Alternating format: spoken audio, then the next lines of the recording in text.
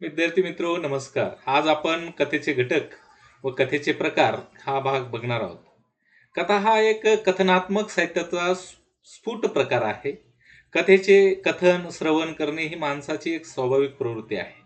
गोष्टी रूपाने अनुभव सांगण्याच्या मानवी प्रयत्नांना शेकडो वर्षांची परंपरा आहे. शेकडो वर्षांची परंपरा, समृद्ध परंपरा आहे आणि गोष्ट सांगण्याच्या प्रवृत्तीतून कहाणीचा जन्म झाला. कहाणीपासून लघुकथेपर्यंतचा हा जो सगळा प्रवास आहे, हा प्रवास कथा साहित्य प्रकाराने केलेला आपल्याला दिसून येतो. निरनिराळे त्याचे रूप विशेष जे आहेत ते धारण केलेले आहेत. आकाराने लहान, कमीत कमी पात्र, कमीत कमी प्रसंग असं कथेचं एक स्वाभाविक जे रूप आहे ते रूप आपल्याला या ठिकाणी सांगता येतं आणि कथेत घडून गेलेल्या घटनांची कालानुक्रम व कार्यकारणभाव यानुसार गुंफन केलेली असते. कथेतील घटना घडून गेलेल्या म्हणजे भूतकाळातील असतात. निवेदन करणारा घडून गेलेल्या घटना आपल्या हेतूने मांडत असतो आणि त्यातून कथानक उभं राहत असतं.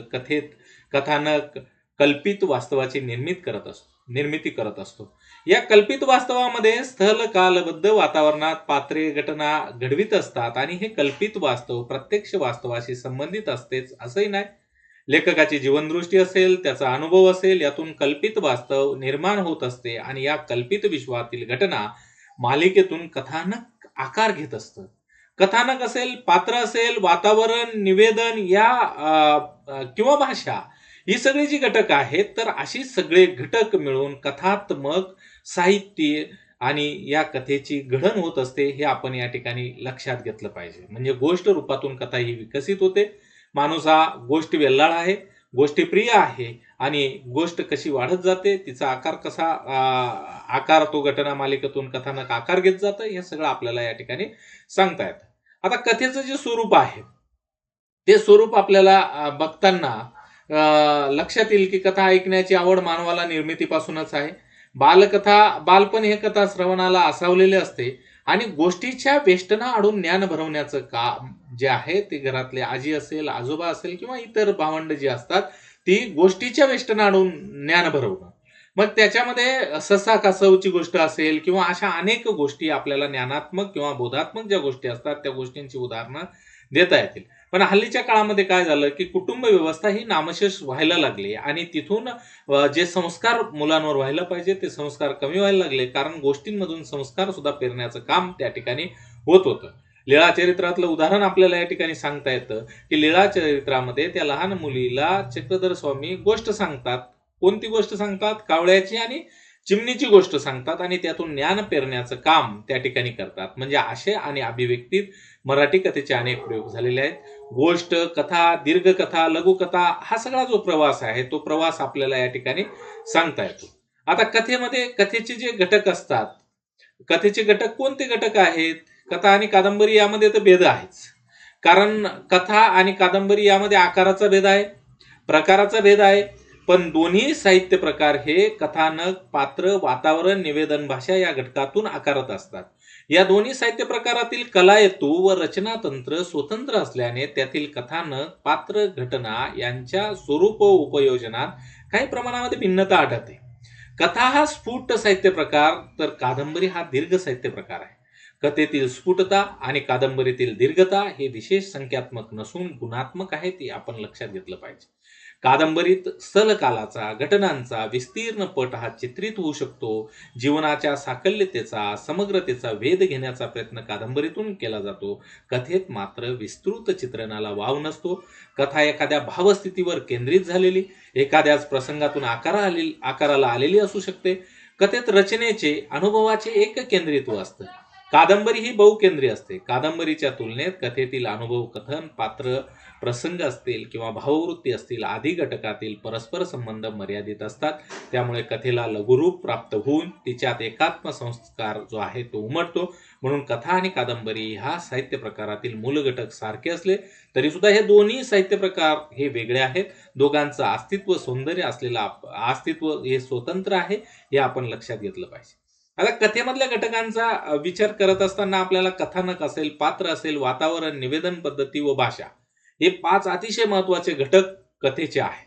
आणि या एकत्रित घटकातून एक सेंद्रिय पद्धतीने एकच एक परिणाम साधला जातो. म्हणजे सगळे कथानक असेल, पात्र, वातावरण, निवेदन पद्धती, भाषा हे पाचही घटक एकत्रित होतात आणि त्याचा सेंद्रिय पद्धतीने एकच एक परिणाम साधला जातो.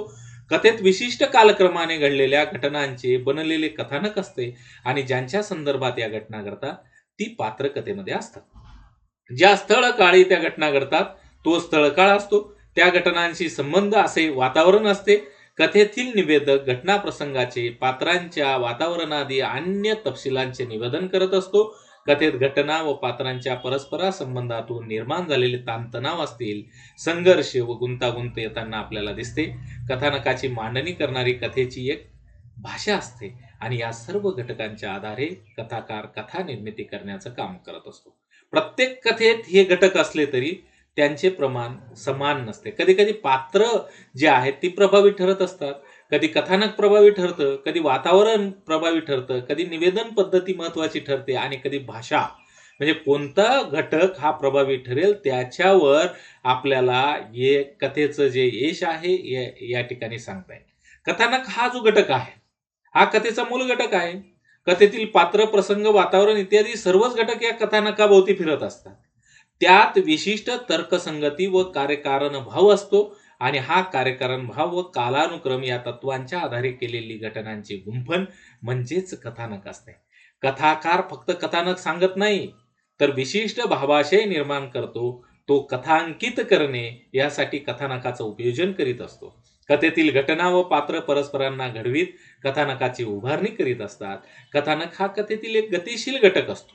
एखादे कथानक वाचकाला सांगणे हा कथाकाराचा उद्देश नसतो, तर अनुभव विश्व उलगडून दाखवणे, पात्रांच्या उक्ती किंवा तिचा परिणाम साधणे आणि त्यांचे व्यक्तिमत्व असेल, त्यांच्या जीवनातील स्थित्यंतर असतील, हे सगळं दर्शवण्याचं काम तर तो करतोच आणि त्यावर गरजेनुसार नियंत्रण साधण्याचं काम सुद्धा कथानक करत असतं. हे आपण या ठिकाणी लक्षात घेणं गरजेचं आहे. आता दुसरा बघा की व्यक्तिचित्रण जे आहे कथेमध्ये कथानकाच्या बरोबरीने व्यक्तिचित्रण सुद्धा येत असतं.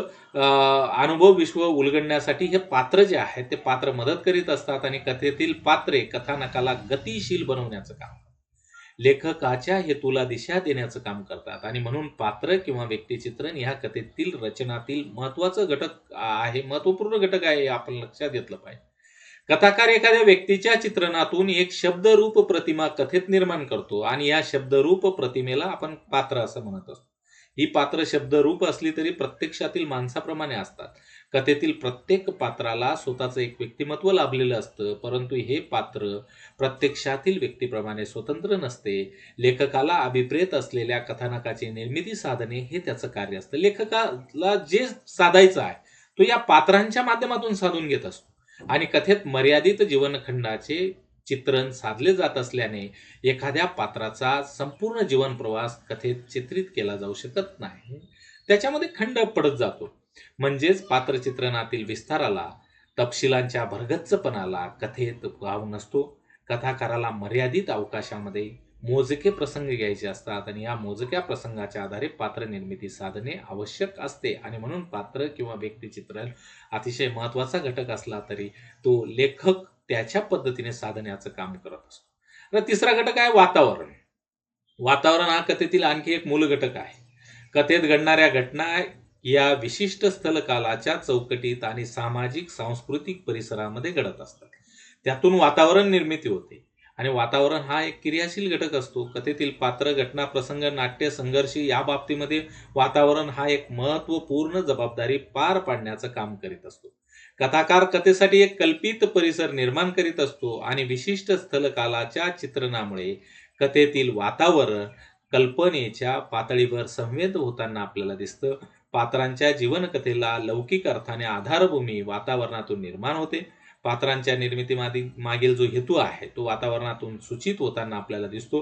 पात्रांप्रमाणे कथेमध्ये घटना प्रसंग असतील, त्यातील नाट्य, संघर्ष याचेही कथेतील वातावरणाशी सेंद्रियतेचं नातं असतं आणि कथेतील जीवन दर्शनासाठी वातावरणाचा घटक महत्वाचा ठरतो हे आपण लक्षात घेतलं पाहिजे.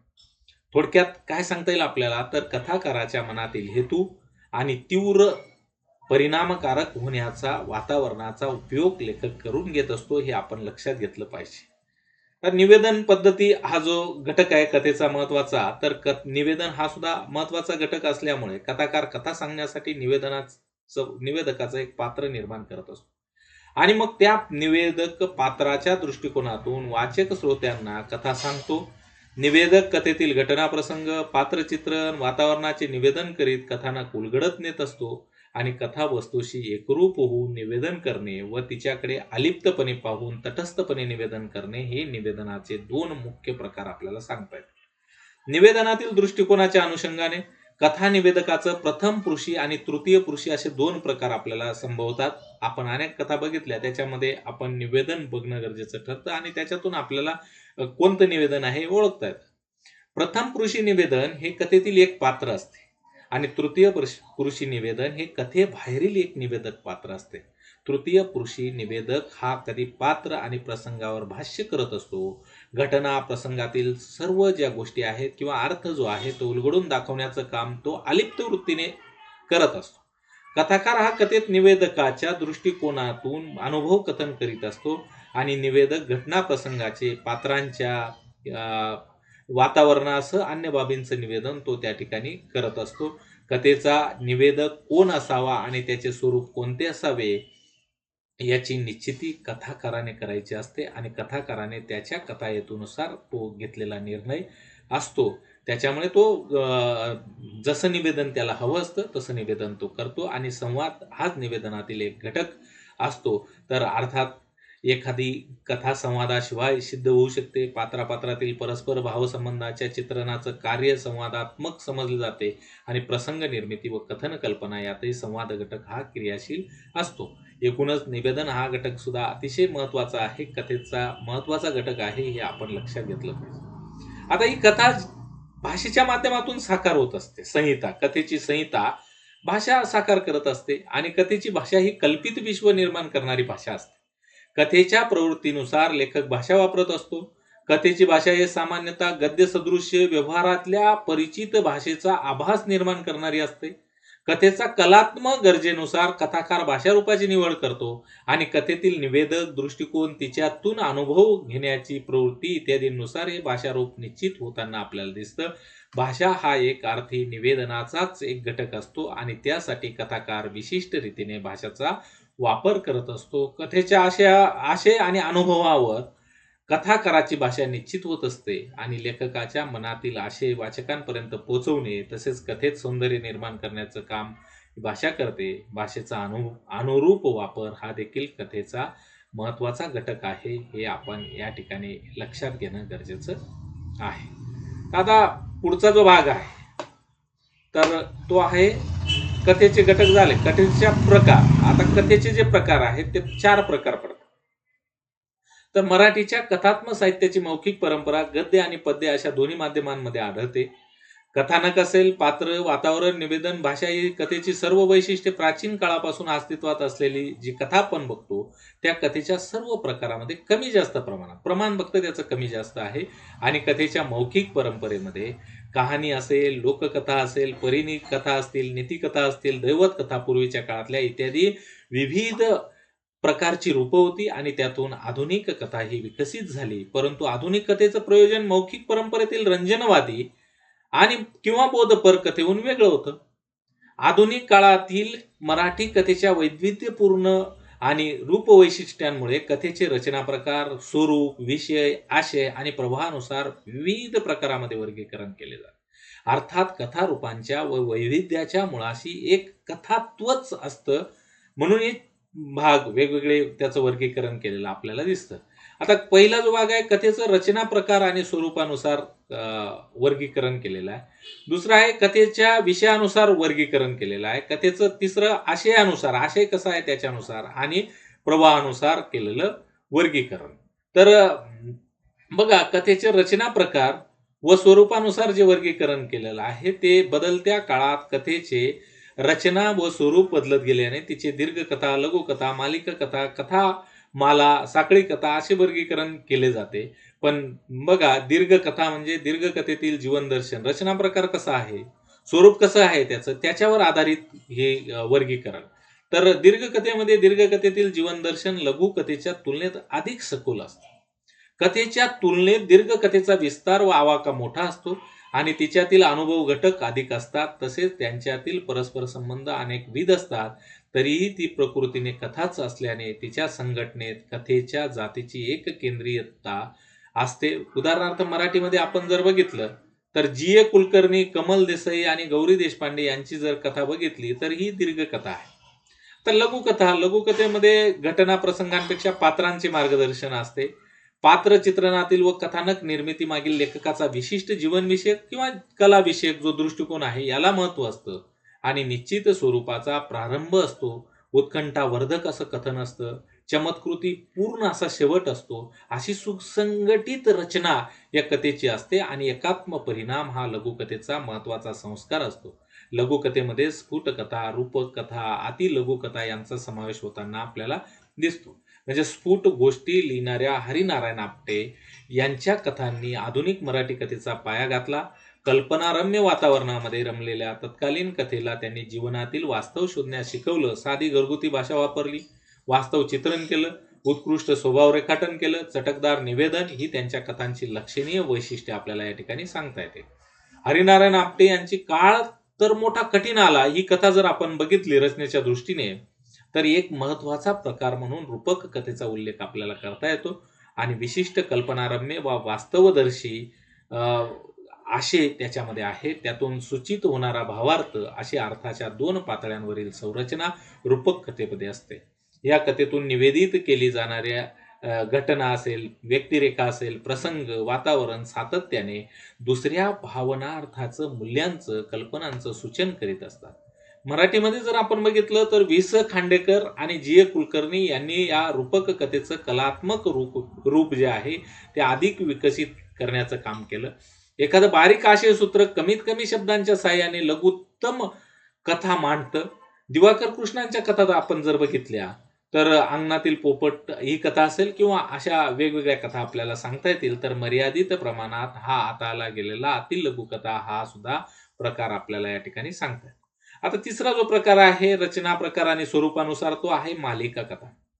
एकाहून अधिक कथा मिळून मालिका कथा आकाराला येते. तिच्यातील प्रत्येक कथेला स्वतःचं असं एक स्वतंत्र आणि स्वयंपूर्ण असं अस्तित्व असतं.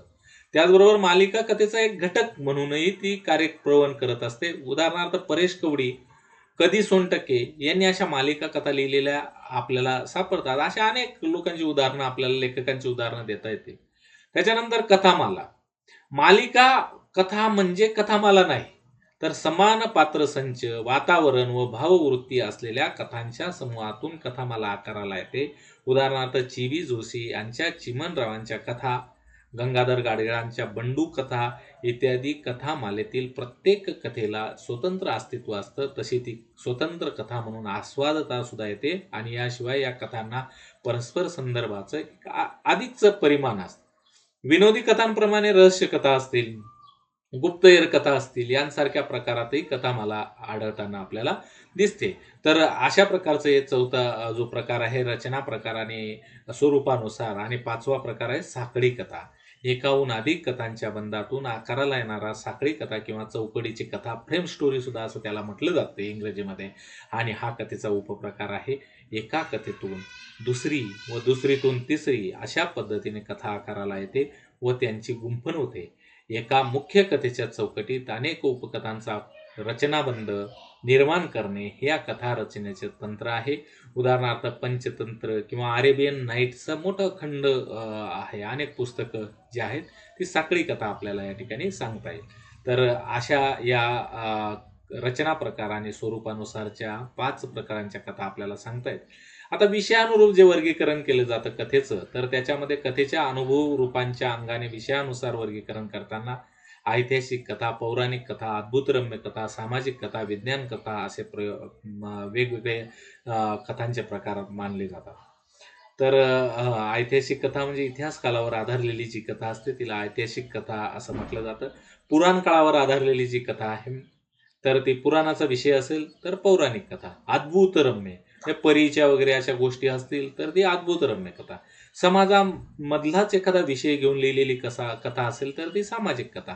आणि अनेक विज्ञान कथा आपल्याला सांगता येतात. सुबोध जावडेकर असतील, जयंत नारळीकरांनी लिहिलेल्या ज्या कथा आहेत त्या विज्ञान कथा आहेत. तर अशा वेगवेगळ्या ज्या कथा आहेत त्या कथा कथेच्या विषयानुसार झालेल्या आहेत. आता कथेच्या आशयानुसार वर्गीकरण.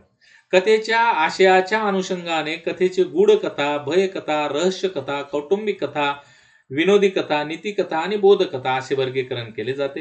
गूढ किंवा तर्कातील असे अनुभव, पात्रे, घटना, गूढ वातावरण यांच्या साहाय्याने गूढ कथेतील आकार साकार होत असतात. मानवी बुद्धीला आकलन न होणाऱ्या वास्तवाचं अस्तित्व गूढ कथेमध्ये गृहीत धरलेलं असतं. भयंकर विनाशकारी स्वरूपातील अतिमानवी शक्तींची अनेक रूपे गूढ कथेमध्ये उभी केली जातात. उदाहरणार्थ नारायण धारप यांच्या कथा जर आपण वाचल्या तर त्याच्यामध्ये आपल्याला एक गूढ सापडतं. मानवी मनात खोल दडून बसलेल्या भयाचा आणि गूढत्वाचा कुतूहलाचा आविष्कार करणाऱ्या या भयकथा हा वेगळाच कथा प्रकार रत्नाकर मतकरी यांनी सुद्धा अधिक प्रभावी केलेला आहे. नीतिकथा जर बघितली आपण, नीतिकथेमध्ये नीतितत्वांना प्राधान्य देणाऱ्या कथा असतात. धार्मिक वाङ्मय असेल, इतिहास, पुराणे यातील नीतिकथा आढळतात. उदाहरणार्थ महाभारतात अशा अनेक नीतिकथा होऊन गेल्या आणि त्याचे धागे आपल्याला काही कथांमध्ये सापडतात. प्राणी कथांच्या माध्यमातून सुद्धा नीतितत्व सांगितलं जातं आणि त्यांचा सुद्धा समावेश जो आहे तो नीतिकथेमध्ये केला जातो. हे आपण या ठिकाणी लक्षात घेणं गरजेचं आहे. आता कथेच्या प्रवाहानुसार वर्गीकरण. 1960ला साठोत्तरी वाङ्मयीन प्रवाह निर्माण झाला आणि साठोत्तरी कालखंडामध्ये मराठी साहित्यामध्ये विविध साहित्य प्रवाह जे आहेत ते उदयाला आले आणि त्या प्रवाहांचे तत्वज्ञान आणि स्वरूप वैशिष्ट्यानुसार ग्रामीण कथा, दलित कथा, आदिवासी कथा, स्त्रीवादी कथा तर अशा प्रकारांचा स्रोत निर्माण झाला आणि या प्रकारामध्ये याचा समावेश केला गेलेला आपल्याला या ठिकाणी दिसतो. तर आकाराने लहान, कमीत कमी पात्र व कमीत कमी प्रसंग असे कथेचे साधारण स्वरूप असतं. विशिष्ट आशय सूत्रामध्ये गुंफल्या गेलेल्या कल्पित कथा मालिकेचं कथन हे कथेचं मुख्य लक्षण आपल्याला सांगता येतं. कथा आणि कादंबरी यामध्ये आकारभेद आणि प्रकारभेद असला तरी ते दोन्ही साहित्य प्रकार हे कथानक, पात्र, वातावरण, निवेदन, भाषा या घटकातून आकारत असतात. अर्थात या दोन्ही साहित्य प्रकारातील कलाहेतू, रचनातंत्र स्वतंत्र असल्याने त्यातील घटकांच्या स्वरूप उपाययोजनामध्ये भिन्नत्व आपल्याला भिन्नता आढळते आणि कथात्मक साहित्यातील निवेदक घडून गेलेल्या घटनांचं कथन करीत असतो. कथानक, पात्र, वातावरण, निवेदन आणि भाषा या मूलभूत घटकांच्या आधारे कथेचं रूप स्वरूप निश्चित होत असतं आणि हे सर्व घटक एकत्रितपणे कथेची निर्मिती करत असतात. हे घटक परस्पराश्रयी असतात. एकमेकांशिवाय कथा ही पुढे जाऊ शकत नाही आणि या घटकांच्या एकात्म संरचनेतून ही कथा आकाराला येते. लेखकाची जीवनदृष्टी असेल किंवा त्याचा अनुभव यातून निर्माण होणाऱ्या कल्पित वास्तवातून कथानक आकार घेत असतं. कथेतील घटना, व्यक्तिरेखा आणि निवेदनाचा हेतू यांच्यातून कथेला अस्तित्व प्राप्त होते. आधुनिक काळातील मराठी कथेच्या वैविध्यपूर्ण रूपवैशिष्ट्यांमुळे कथेचे प्रकार, रचना किंवा स्वरूप, विषय, आशय आणि प्रवाहानुसार विविध प्रकारामध्ये वर्गीकरण केलं जातं आणि या सर्व कथारूपांच्या या वैविध्यांच्या मुळाशी एक कथातत्वच असतं आणि कथा वाचायला, ऐकायला सोपी वाटते. आज आपण जर यूट्यूबवर बघितलं तर अनेक कथांचं जे अभिवाचन आहे ते सुद्धा आपल्याला ऐकायला मिळतं. तर अशा प्रकारे या कथेचा आपल्याला अभ्यास करता येतो. धन्यवाद.